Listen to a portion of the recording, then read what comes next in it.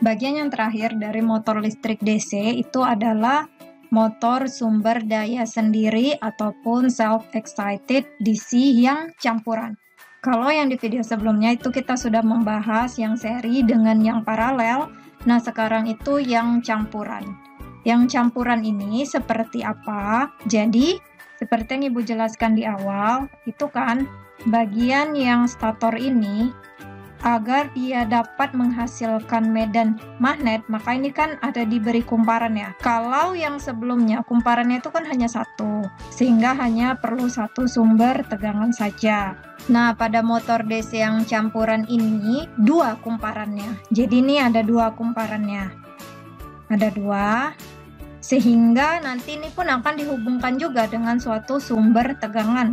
Tapi mereka kumparannya adalah kumparan yang berbeda di bagian yang statornya ini tadi. Bu, kenapa harus beda kumparannya? Kenapa nggak satu saja? Kalau kalian masih ingat, kalau untuk motor DC yang tipe seri, itu kan dia torsi awalnya tinggi, tetapi kecepatannya itu akan menurun ya. Tapi karakteristik yang paling dasar yang ingin kita manfaatkan itu adalah torsi ataupun torka awal yang tinggi. Ini pada yang seri. Sedangkan kalau pada yang paralel itu torka awalnya itu tidak begitu tinggi, tetapi kecepatannya itu stabil. Ini pada yang paralel. Jadi kita ingin menggabungkan kedua ini. Kedua manfaat ini ingin kita gabungkan. Dia torka awalnya kita inginkan tinggi, tetapi nanti dia kecepatannya stabil meskipun bebannya itu bertambah. Cara penggabungannya adalah dengan seperti ini. Kita buat kumparannya nanti satu akan seri, sedangkan kumparan yang lain itu akan paralel. Kalau misalnya digambarkan itu kira-kira seperti ini dia ya. Untuk sumber tegangan medannya ada dua, seperti ini. Ada yang seri dengan rotor dan ada yang paralel dengan si rotor. Untuk motor sumber daya sendiri atau self-excited DC yang campuran, itu dia ada dua tipe lagi ya. Ada yang tipe short shunt compound DC motor, di mana kumparan medannya itu hanya dihubungkan secara paralel dengan kumparan angkernya saja.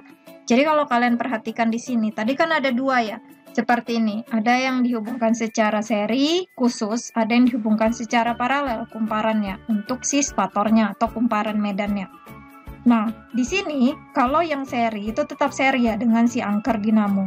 Tetapi kalau yang jenis short shunt atau yang sering disebut sebagai differential motor compound, itu dia yang dihubungkan secara paralel kumparannya ini, itu diparalelkan hanya dengan si bagian rotornya saja, seperti ini.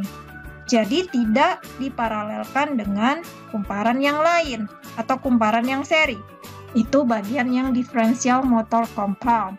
Tapi kalau yang kumulatif motor compound atau long shunt compound DC motor, maka bagian yang paralel ini, kumparan yang paralel ini, dihubungkan secara paralel dengan keseluruhan hubungan seri antara kumparan seri dengan yang si bagian rotornya. Untuk lebih jelasnya, kita bisa melihat di sini seperti apa hubungannya. Jadi kalau misalnya ini adalah bagian yang positif, kemudian ini adalah sumber tegangan yang negatif. Nah, kalau misalkan ini yang bagian long shunt ya, yang long shunt atau yang kumulatif, itu tadi kita lihat ya, ini positif, ini negatif, ini positif, negatif, dan yang ini adalah yang negatif. Sehingga di sini kalau kita lihat, ini tegangan positif dihubungkan kemana? Dihubungkan ke kumparan paralel yang positif, makanya kita lihat di sini ini dihubungkan ke kumparan paralel yang positif, juga ke bagian positif kumparan yang seri. Lalu mereka itu terhubung ya, terhubung seperti ini, dan ini kan terhubung ke bagian yang lainnya. Ini juga terhubung ke bagian yang satu lagi. Sehingga di sini lalu apa? Lalu hubungannya ini tadi, ini dia yang negatif ketemu dengan kutub positifnya si rotor. Jadi ini yang negatif, ini juga yang negatif. Yang negatif ini ketemu dengan si positifnya yang rotor. Sedangkan bagian yang negatifnya si rotor ketemu dengan bagian yang negatifnya si paralel, kumparan paralel, dan akhirnya bertemu dengan yang kutub negatif dari sumber tegangan. Nah, inilah salah satu contoh ya untuk yang long shunt ataupun untuk yang kumulatif. Kalau untuk yang diferensial nanti itu tinggal perbedaan cara penghubungannya saja. Sekarang kita lihat yang terakhir itu adalah aplikasi dari penggunaan motor DC. Nah, aplikasi dari motor DC itu ada banyak ya. Kalau kalian tahu, robot line follower itu robot yang dia bisa berjalan mengikuti suatu garis. Rodanya itu, dia berjalan itu adalah dengan mempergunakan motor DC. Karena kan kalau robot line follower seperti ini ukurannya kecil ya. Jadi kita perlu motor yang ukurannya lebih kecil juga. Lalu kalau kalian tahu, kipas pada baling-balingnya itu digerakkan oleh si motor DC. Lalu mata bor itu kan dia berputar ya. Itu juga mempergunakan motor DC untuk memutar si mata bornya itu sehingga bisa melakukan pengeboran. Pada ponsel ataupun joystick, kalau ada gerakan yang bergetar itu vibratornya juga mempergunakan motor DC. Ini aplikasi dari motor DC. Kalau misalkan kita lihat pembagiannya tadi ada yang shunt, ada yang series, ada yang compact. Jadi yang seperti Bob bilang tadi bahwa yang paling banyak dipergunakan itu adalah self-excited karena dia tidak mahal, sumber tegangannya hanya dari satu sumber saja, maka ini kita lihat aplikasinya dalam dunia industri seperti apa. Jadi kalau untuk yang dia hubungannya paralel, kalau kalian masih ingat ya, kalau yang paralel tadi dia itu menghasilkan kecepatan yang konstan sehingga dalam dunia industri itu sering dipergunakan pada mesin boot, drills, boring mills, mesin pembentuk, dan juga spinning karena kecepatannya tadi konstan.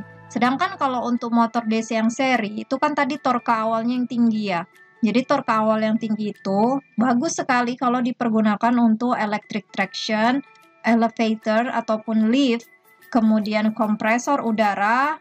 Dalam sistem pneumatik kita itu kompresornya bisa pakai motor DC yang seri, penyedot debu, dan pengering rambut. Karena torque awalnya dia besar, jadi sekali bisa narik seperti itu. Namun kalau untuk motor DC yang compound ini digunakan kapan? Kalau untuk pekerjaan apa saja yang membutuhkan torque awal yang besar dan kecepatan yang konstan. Karena tadi kita ingat bahwa motor DC compound ini dibentuk agar bisa menggabungkan unggulan dari dua jenis motor DC yang lainnya. Sampai di sini dulu, kita nanti akan membicarakan tentang motor AC.